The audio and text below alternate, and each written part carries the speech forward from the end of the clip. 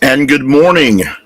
We question one accessory, don't think that piece is necessary. We agree you're dressed to kill, but wonder if you will. My name is Jacob Van Payne. This is Things You Might Not Have Heard for Friday, February the 11th, 2022. What we like to think of ourselves is as a fine source of news, not necessarily your first source of news, maybe not your second, but somewhere in the third, fourth range, you come check us out for news stories that are interesting, things that are worth chatting about, things that you might have missed when you heard Anderson Cooper announce he had another baby coming last night, which was also adorable.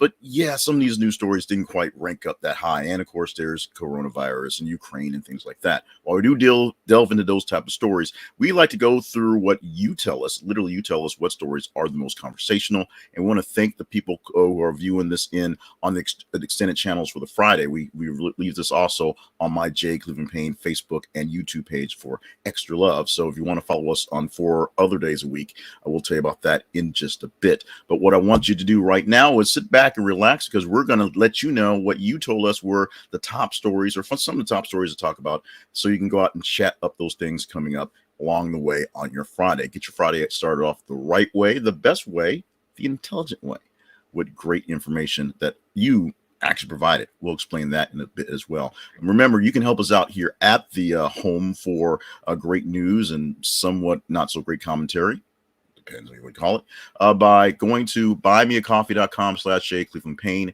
and paying for basically a cup of coffee, a tea, rack of ribs, a couple burgers, a Subway sandwich, whatever you want to call it, for the price of just a small donation, about $5 or so, and you can make that work out. You can help pay the bills and get the stuff going, keep them going here on our little slice of heaven we call Things You Might Not Have Heard. Now, first story for the day, we're going to do 5 stories and tease one that's going to pop up in a bit. First story for the day is what we know about Kamila Valieva and the Olympic team figure skating medal ceremony. USA Today had this one, and they changed the headline a few times, and they changed the story a few times because we know a lot more about the young figure skater. Now, here is the whole thing that's been going on for a few days. Team figure skating happened probably 3 days ago, and the medal ceremony got held up because one of the Russians apparently tested positive for illegal drugs.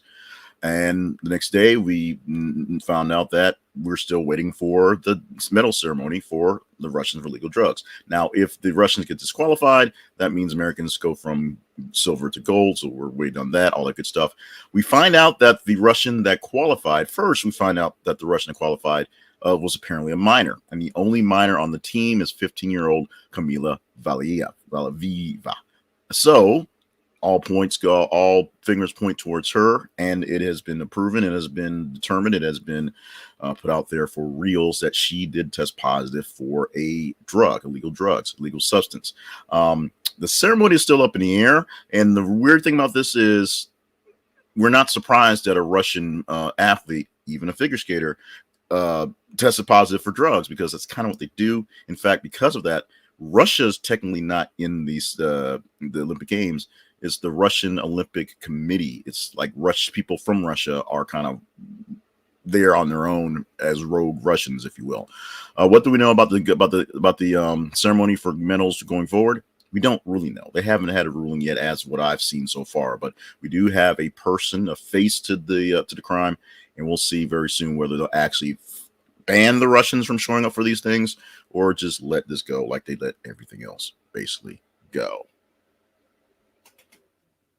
Second story for the day. Kanye won't play Coachella unless Billie Eilish apologizes for Travis Scott diss. New York Post gets in on this one, and this is a pretty big one, even if you're not a fan of the new Ye or not. So Coachella is going on. Billie Eilish is basically running it. Kanye is one of the musical guests for that one. So it's going to happen.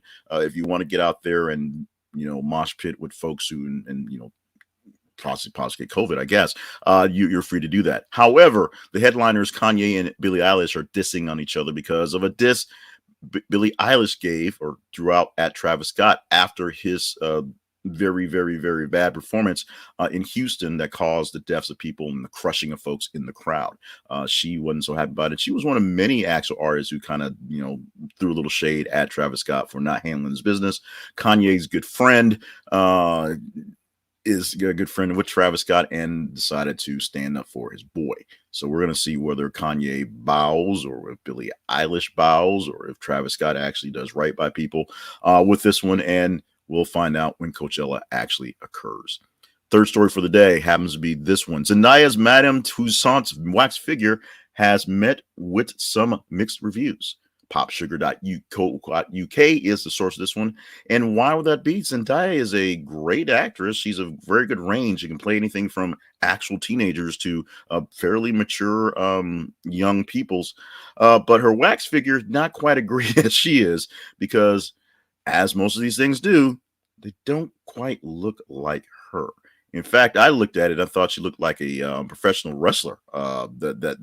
And not her. It's like looking like, wow, that looks just like Sonya Deville from WWE. Oh, that's Zendaya. Okay, I guess. Check it out. Look it up online. This is one you got to look to see, and you let me know your details, your opinion, where you think it's going, because I don't think it does her justice, because it just doesn't quite look like her. Your mileage may vary. Ex-Governor Andrew Cuomo personally files ethics complaint against New York Attorney General Letitia James for allegedly biased sexual harassment investigation.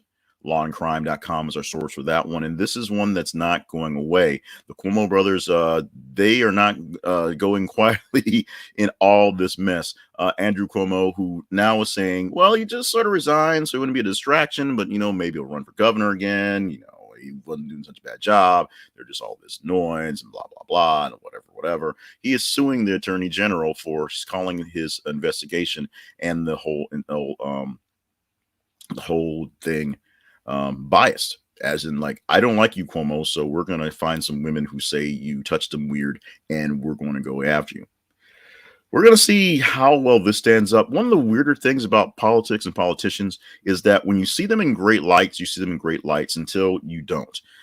This doesn't happen as the way this happens for actors, musicians, for entertainers, because they do their thing, they go be quiet, and then they do something great to redeem themselves, or they keep doing the crazy stuff and keep looking like they're insane. For politicians, they're good until they're caught doing something, and they're basically all caught doing something. And they will lash out on everyone. And basically, what should ruin their actual comeback actually fuels it back. It's a weird thing with politicians. You can get caught with your hand in a cookie jar, say, I did not get my hand caught in a cookie jar, that was not my hand, and then go and slap someone. And that is, of course, your actual road to redemption. Here's Cuomo with his road to redemption, suing the people who are investigating him and saying, you know what, I might just run for governor again. Why the hell not? Cuomo, why the hell not? Now, I want to take a quick break from the news and get you one more story in just a bit. But this is a quick break to let you know that we are sponsored today by Bear Mattress. And if you visit thisisaconversationproject.com/Bear Mattress, you can get a great look at some great mattresses. Not just one mattress. There's plenty of mattresses. They're different texture, different feel, a hybrid mattress, if you will. And they all are the same magical mystique that they come to you shipped in a box that you open up and poof, a mattress appears. What they also have is blankets and sheets and pillows and all other things to help you get a good night's sleep. And what's really good about it, you get 365 days to lie down on it. This is not a leap year, so there's no extra wiggle room on this one. So you got that. You can get one next week. You can put it on your box spring. You can lay on it for about a year, and you will never send it back because you will fall madly in love with your Bear Mattress. Check them out at thisisaconversationproject.com/Bear Mattress.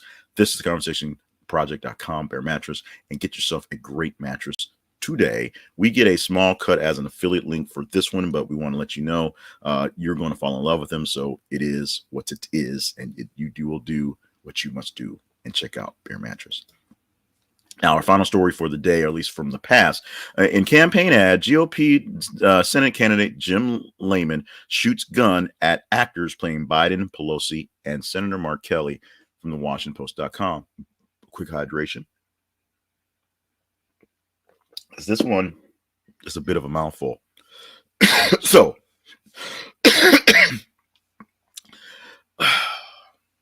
Jim Layman is running for a Senate seat, running against current Senator Mark Kelly in Arizona.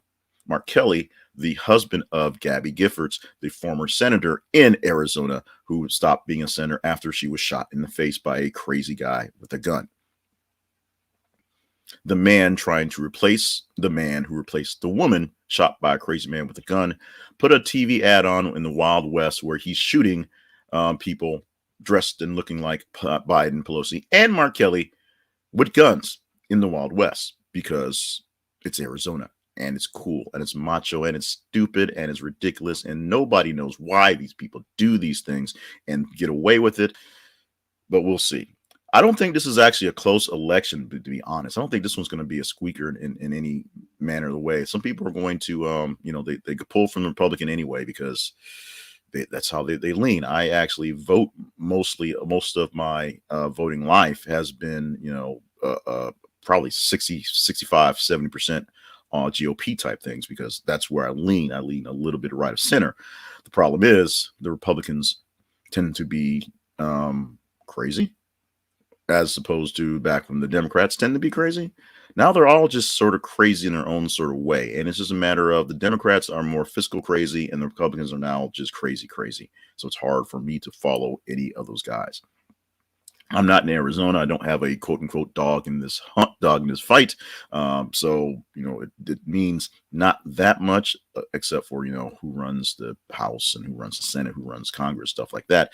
But you would think that there are better ways to advertise and get people's attention instead of a campaign that shows you shooting people in the face, where the person who held that job is famously known for being shot in the face and almost dying. Cringe face. There you go. Teaser for a story that's coming up. I think it may have posted as we started doing this live thing here. So it's coming up in the bit. Forget that picture. I stopped the video because it was all sort of weird. But this is a story we may be talking about come Monday. Now, Monday, we've got 4 days to cover. We got from Friday, Saturday, Sunday, and early Monday. So there's a good chance this one pops in there if this is along your lines of curiosity. But this is the story. The headline: Beloved rock band calls it quits after decades together. This is something that popped up very late last night, so I put it in and set it up to post early this morning. That band, if you can see my big screen, is the Mighty Bosstones. This is a band that's been performing together. Yes, 40 years as a band, 40 years on the road, 40 years doing various things, mostly underground successes, ska, pop type stuff in that big revival. And of course, the impression that I get, basically probably their biggest actual hit, although more off that album did make some pop noise, including the really, really cool Rascal King. That's my favorite one on the album. But the Mighty Bosstones are basically wrapping it up after 40 years. And, the Stones can do it forever, but I think they're zombies. So that's that. But the Mighty Bosstones are going to call it quits after 40 years on the road. And they're all great musicians. They're all find other things to do. But as a major band in this form, it shall go away. And music is going to find itself at a great loss very, very soon. So we'll have that up there. If it's something that's in your interest, you can engage with this one and pop it up there. Now, how is all this engagement talk and whatever, all that stuff? Let's get into that. Let's do that, shall we? You can find us and information about us at thisisaconversationproject.com. You can also, as the most second thing that's important, finding us is giving us money. Go to buymeacoffee.com/JakeLivingPain and you can help donate to the coffee fund. Keep us caffeinated, keep us going, keep things moving, and help keep the lights on here at the business. Now, I talk about getting stories in and engaging with stuff. If you follow us on Facebook or Twitter, we post a new news story about every 50 minutes. And as they pop up in the feed, when you go check your stuff, you can engage with it. You can like it, you can love it, you can hate it, you can share it. On Facebook, we're at This Is a Conversation Project. On Twitter, we are th_conversation. Follow us there and see what's going on. Reply back there, talk to us there. we reply back and talk to as many people as possible when they engage with us on there personally, because we want to make sure these are conversational stories. That's the whole point of the Conversation Project, was to find the most conversational news stories to chat about and not just get stuck on the breaking news that never seems to stop breaking. So there's all that. And the teaser song for the day from the Mighty Mighty Bosstones, Hell of a Hat. This is a bit of a swerve here. This is a song, the favorite song of one of my best friends, Katie, from college. And it was the weirdest thing because we found about the song it was like a video show and it probably was on VHS, to be honest. And it was like, wow, that's a cool song. Where can we find it? And it was like a deep cut off an album that was previously unreleased. Now with Spotify and everything out there online, we can find it. But back then, way back in the early 90s, if a song went out and it wasn't very popular and you just stumbled upon it, you may have a hard time finding it. Now you can. So check it out. It's Hell of a Hat by the Mighty Mighty Bosstones. It's one of their, it's a very good song, but like I said, it's one of their deep cut earlier type of songs that is hard to find, or it's hard to find in CD form at least. And now the Spotify's take care of them all.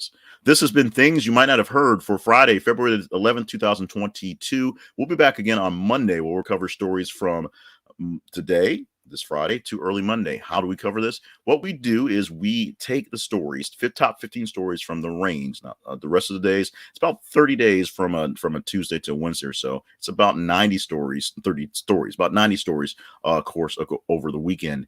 And we will go through the top 15 stories that you say are the tops. Your engagement gives us a score. We put it into a spreadsheet that does some magic numbers. It gives us a top to bottom. And like we say, we take those top ones. We pick the 5 ones that are most conversational and not necessarily the top of the line news. Like that story about this figure skating, that's pretty much big news right now.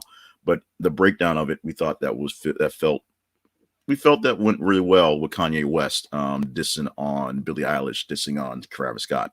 Your mileage may vary. Let us know in the comments. Let us know as you can. And thank you very much for all the people who joined me on my main channels on Facebook and on YouTube today. If you want to follow along for regular viewings, just follow us on our Facebook channel or our YouTube channel for This Is a Conversation. Look for hashtag This Is a Conversation on YouTube.